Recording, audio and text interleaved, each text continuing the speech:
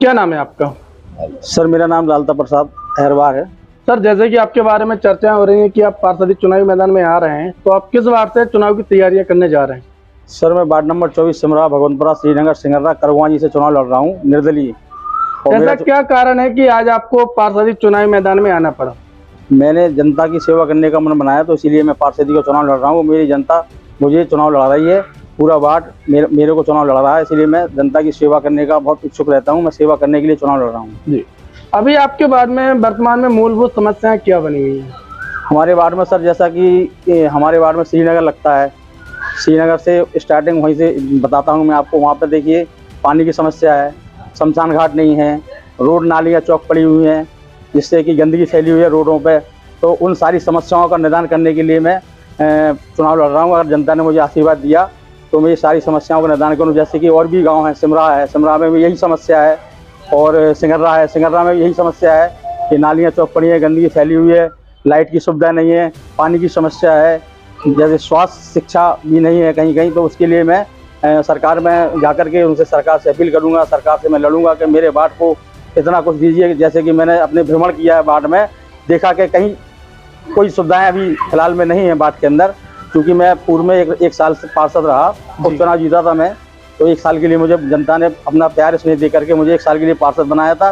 क्योंकि एक साल समय कम होता है, मैंने उस एक साल में पूर्ण रूप से जनता की सेवा नहीं कर पाई। अगर मुझे जनता 5 साल के लिए पार्षद चुनती है तो मैं पूर्ण रूप से पूरे वार्ड की समस्याओं का निदान करूंगा और जनता की सेवा करूंगा। जनता के सुख दुख में खड़ा होकर के मैं जनता के हमेशा बीच में दिखाई दूंगा।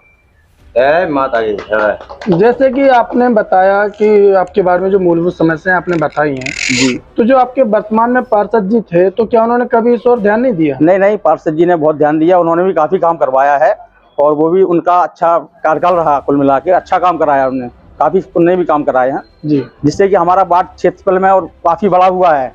तो इसीलिए कुछ ज्यादा क्षेत्रफल में वार्ड है और उसमें 5 गाँव आते हैं, तो इसीलिए काम पूर्ण रूप से नहीं हो पाया है।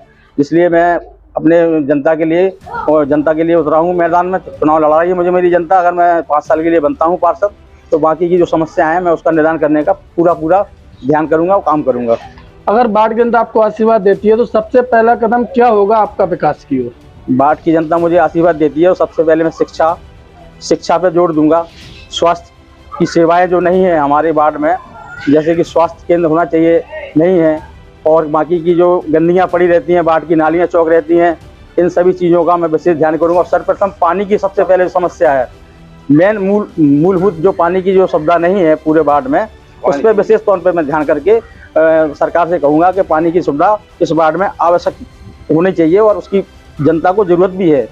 आपका चुनाव चिन्ह क्या है? हमारा चुनाव चिन्ह सर आम है, जिससे मैं पिछली बार भी उपचुनाव लड़ा था, पूर्व पार्षद रहा, आम से ही मैं पहले जीता था, और सारी जनता मुझे इसलिए प्यार दे रही है। हमारे भगवंतपुरा गांव और पूरे जो हमारे वार्ड से लगे हुए गांव, सभी का मेरे ऊपर आशीर्वाद है, और मेरा चुनाव चिन्ह पहले आम था और आज भी आम ही मुझे चुनाव चिन्ह मिला हुआ है।